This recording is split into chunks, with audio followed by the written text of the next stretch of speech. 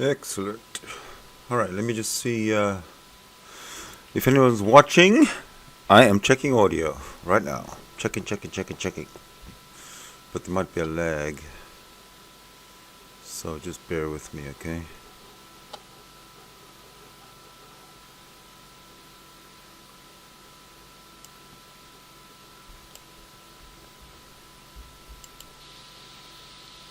Wow, there's quite the lag. I think if there's any audio at all. Doesn't look like it.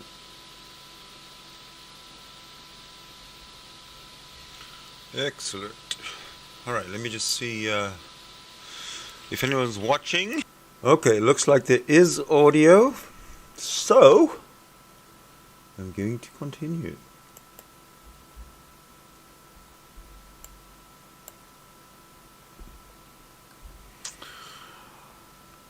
All right, everybody. Welcome to the stream. My name is Sydney Winston. And here I am. Welcome to the stream. My name is Sydney Winston. And today I'm going to try and keep it short. Just like leave it as a review, basically, of what is happening in the world of Darth Dawkins. So, Darth Dawkins laid out a challenge, right? And I want to pick him up on it. So firstly, this is what he says. Ready? Okay. I'm not unhappy about the video. I disagree with it monumentally, but I'm not unhappy because it's one of the funniest verbal tirades against me that I've ever come across. It's just and for those of you in here, if you haven't seen it, go to J.L. Warren's YouTube channel and see his hit piece on me. It's hysterical. Okay, so that was essentially the challenge, to go and watch this hit piece on Darth Dawkins, and I dare say that's what we're going to do now. So let's slide into it. It's on J.L. Warren's channel. It's about 20 minutes. I haven't watched it. I'm watching it on the recommendation of Darth Dawkins, who finds it hilarious. And because he finds it hilarious, I want to see what kind of a sense of humor Darth Dawkins actually has. Right, so let's get into it.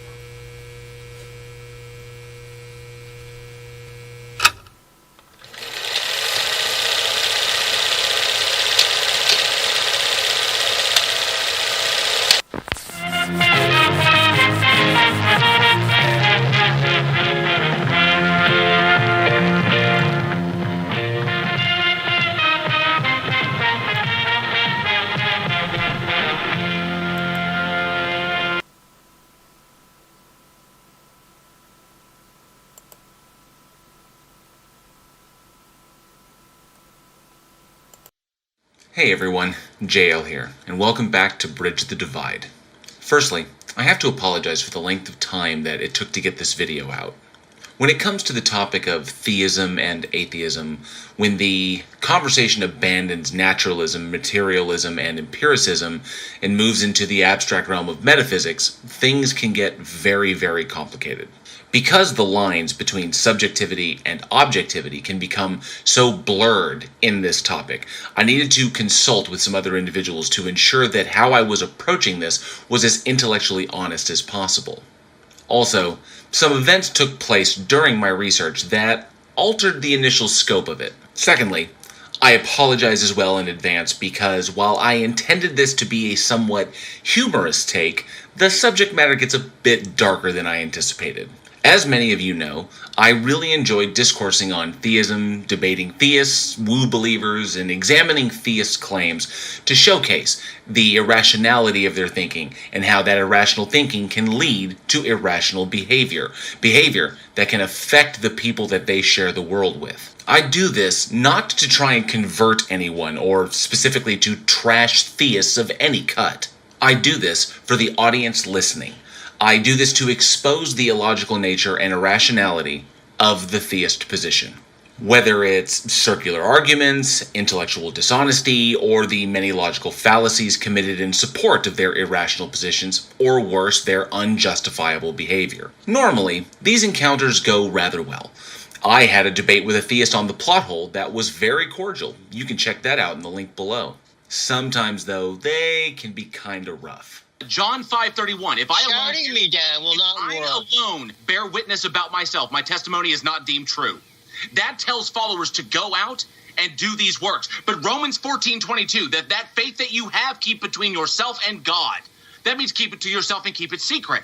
So which are you following? It is contradictions like this that are rife through your immoral book. Now, in my journey, I've encountered some truly piss-poor examples of humanity. Homophobes, transphobes, racists, misogynists, con artists, and other abysmal trash heaps disguised as human beings. And while there isn't much that really gets me riled up, a surefire way to do it is to either misrepresent my position or gish-gallop positive claim after positive claim with zero demonstrable evidence to support any of them. This all being said, we now come to the purpose of this video, and it's the absolutely toxic, destructive, skin-crawling abomination known as Darth Dawkins. Some of you may know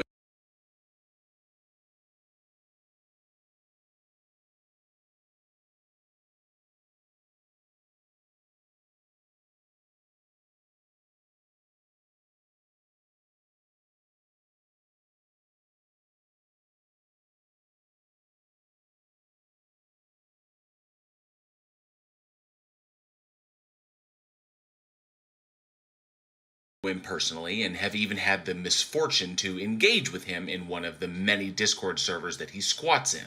Some may have only heard of him by reputation or through videos like the ones created by Tom Rabbit. And for others, this will be your... Well, I just noticed that I was muted. Sorry.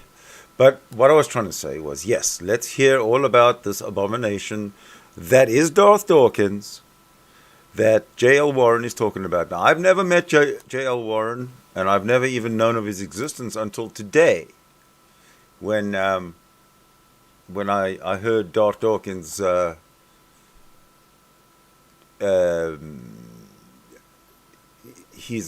I heard Darth Dawkins what's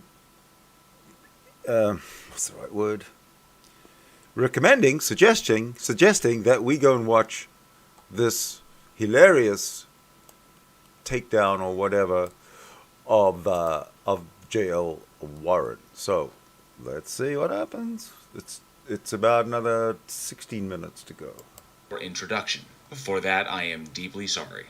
Darth Dawkins, a tongue-in-cheek slight at prominent atheist Richard Dawkins, has gone by many names throughout his 10-year history of attacking atheists, including Evolution False, EF, DD, Mauling Atheism, and Duncan Atheism. Yep. Darth Dawkins is currently his favorite. Darth classifies himself as a fundamentalist, presuppositional Christian apologist. I hate the wickedness of America and all the sin worshippers who populate it. I'm not grieved by those that rise up against thee. I hate them with a perfect hatred. Yeah, it's a mouthful. In short, Darth is, and I use the term very lightly, a Christian that believes the Bible is fundamentally true and accurate in all things, like God creating light before the sun and stars, Adam and Eve, Noah's Ark, talking snakes, talking donkeys, talking trees, and burning bushes. Giggity, giggity. He also fights to defend his Christianity against any and all objections. I kick ass for the Lord. as he believes not only that God exists, but that he has somehow proven God beyond a shadow of a doubt through the use of the laws of logic applied within the philosophy of metaphysics. How did you do that, my son? That's a damn good question. Darth also believes that he accomplishes this with screaming rants that are usually homophobic. Oh, good. I'll turn you down to 1%, fag. Transphobic. Are you sure you're not? Are you sure you're not a tranny? Because you sure argue like a hysterical woman. Misogynistic. This is a woman who has no self-control when she gets emotional. And chock full of insults and ad homs intended to denounce his opponents with assertions that they are being deliberately argumentative. Now you're going to plan B to be belligerent, obnoxious, and argumentative. That they are absolutely ignorant or moronic. Hey, moron.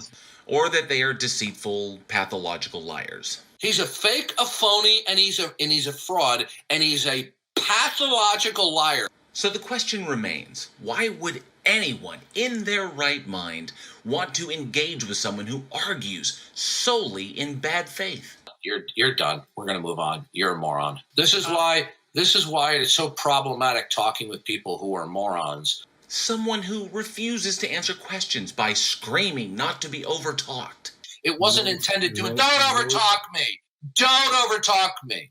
Someone whose only goal is to pander to his slavering, borderline psychotic sycophants. What a pathological liar. Now, did anybody hear an answer to my question? Did that address my question?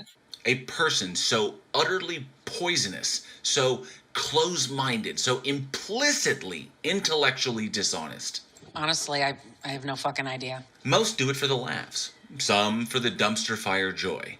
But there are some, like myself, that aim to prove not to Darth, but to the silent minority listening, that he and his followers' positions may not be as objectively true as they claim they are. So let's take a deeper look into the acidic cesspool that is Darth Dawkins. Darth pretty much begins every argument asking one extremely bad question. How is there no God? The reason this is a bad question is because of its loaded terminology. The word how implies some sort of functionality, demanding the atheist answer to the systemic function of something that there is no evidence for. Should one be able to logic their way past that, Darth will inevitably ask his big gotcha question. What is the universal ultimacy that instantiates facts, grounds all causal relationships, and determines what is possible and impossible? From there, he'll begin to work his way down a specially designed apologetics script. This script is chock full of very specific terminology, each one chosen for their wide range of contextual definitions. Terms such as ultimacy, absolute, reality, special, natural, revelation, instantiate, and truth. The tactic here is designed to confuse and keep opponents' definition-specific argumentations off balance as Darth slowly alters his own definitions as he moves from context to context. His script is also ripe with loaded questions that he will only accept yes or no answers to, while the questions, depending upon that shifting context, may not have clear yes and no answers. This forces his interlocutors into specific, often disingenuous answers, which is a tactic used to ultimately entrap them into a position that Darth will then refer to as absurd or incoherent. The triune God of the Christian scriptures who exists, who created this world, has revealed himself through natural revelation, all of creation. The heavens declare the glory of God, Psalm 14, Romans 1. And he is the necessary preconditions for all viability of facts and intelligibility of facts, and the denial of which leads to complete metaphysical collapse and unintelligibility, absurdity. And yes, at this point, the atheist argument is absurd, because so long as the atheist follows Darth's script, Darth's argumentation and demand to only accept specific answers ensures this conclusion. And because often the atheist has no interest in being banned from the server, they will often let Darth run roughshod all over them. Usually, just to be banned for the trouble. Okay, bye-bye!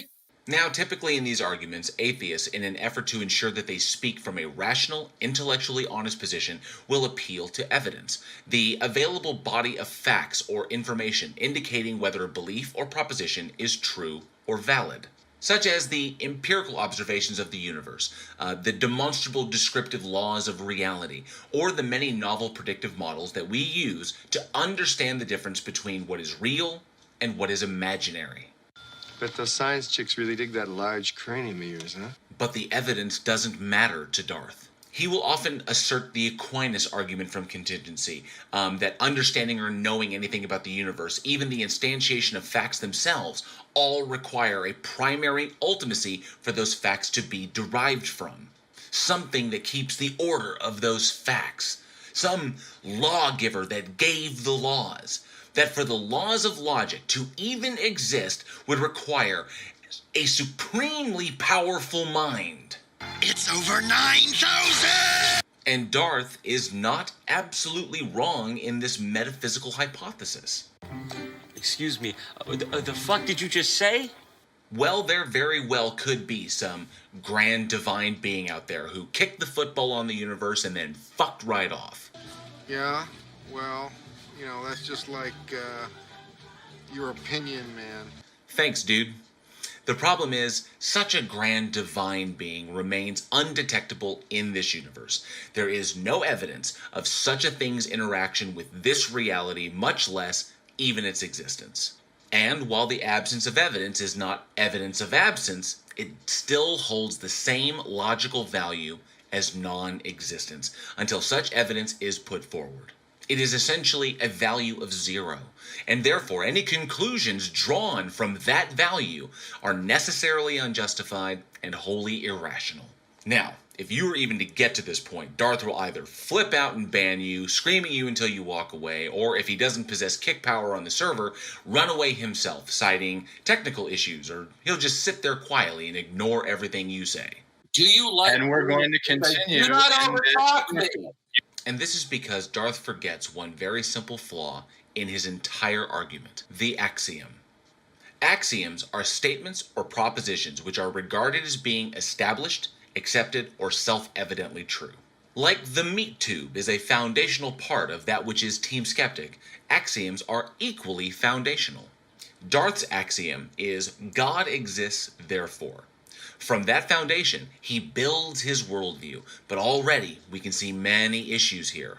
Because while an axiom is unjustified and cannot be disproven outright, they can be internally critiqued for a lack of intellectual honesty regarding the extremity of their magnitude.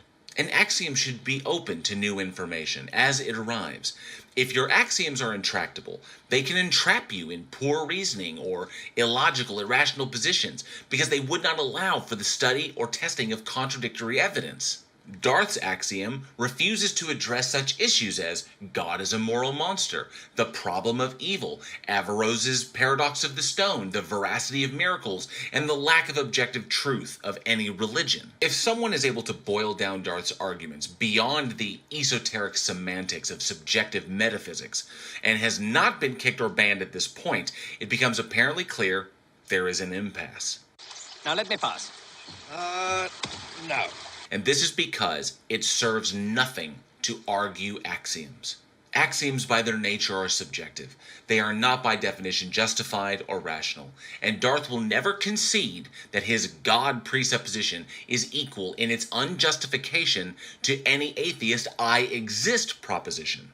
It is at this point it becomes absolutely clear that it is pointless to speak with Darth Dawkins, much less argue with him, if the intention is anything beyond watching a slow-motion train wreck.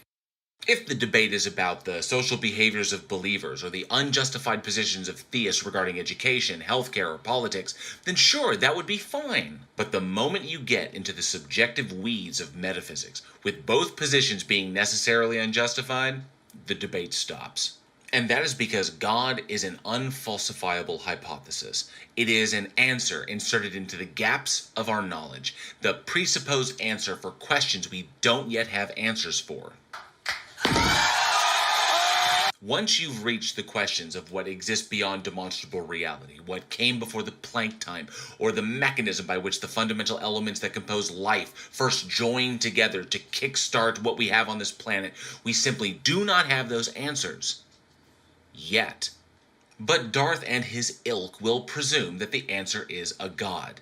But their circular reasoning, such as God is true because of the Bible, which is true because of God, is simply so fallacious, it is insufficient for any atheist to accept such a claim. Darth, however, will never accept this. He will never accept that he could be wrong about his entire position. He will never accept anything that derails his script, and if something does, he simply bans anyone who challenges him with a question that he cannot answer. With all this stated, I will say that I have had some decent conversations with a few of Darth's sycophants, so long as Darth is not around. If he is around, however, his presence will embolden them to act as he does, and that is simply no fun for anyone. I have, however, engaged directly with Darth in the past. One exchange was rather unexpected, as he kind of injected himself into a conversation I was having with someone else, which is why I wasn't really prepared to record it. He challenged my assertion that the Bible was not evidence for anything verifiable. I stated that an example was the incorrect science stated in the book. He asked me for one example of this, and I stated the order of creation as presented in Genesis. He asked me, how did I know it was incorrect? And I responded that we can observe it empirically today, and there's no evidence, direct or indirect, that suggests that the order was ever different in the past. His response was that it was the most ignorant answer he'd ever heard in his life. I responded that just because he thinks it's ignorant doesn't mean it's incorrect. And then he asked me how old I was, which of course is completely irrelevant. He then continued to berate me until I walked away. Darth's intention was to incite me by insulting me, and then when that didn't work, he went for the ad hom attack setup by asking me my age. Because just because you're an old fuck means you know more than everybody else, right? Right. He never once refuted my argument, discredited my position, or even bothered to steel-man it. That is because Darth's only tactic is to use bad logic to shift the burden of proof from himself to me. His goal is merely to try and trick any atheist that he interacts with into making the positive claim that God does not exist, so he can call them out for a lack of evidence. And this is Darth arguing purely in bad faith, and thinking he's getting away with it. He's not interested in speaking on equal footing. He's not interested in an exchange of ideas. He's not even interested in hearing what anyone has to say. So at this point, I have decided that it is pointless to ever engage with this asshole again.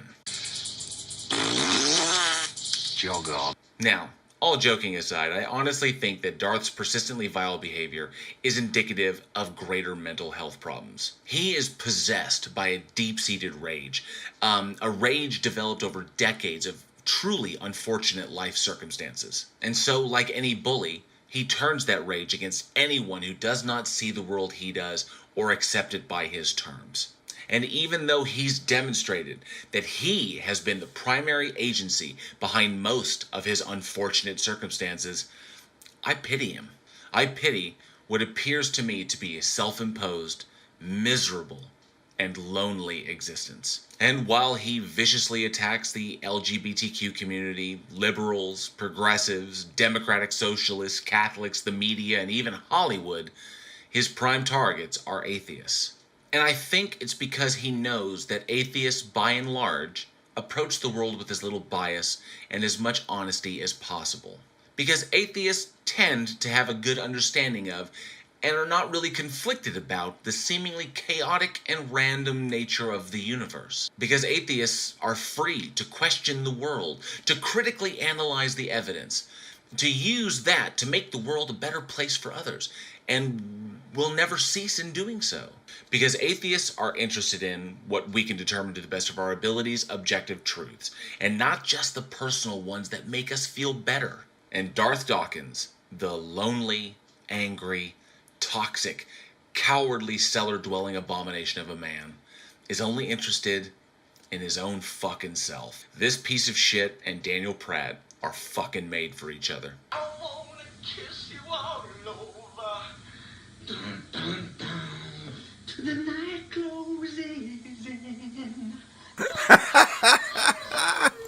This is great.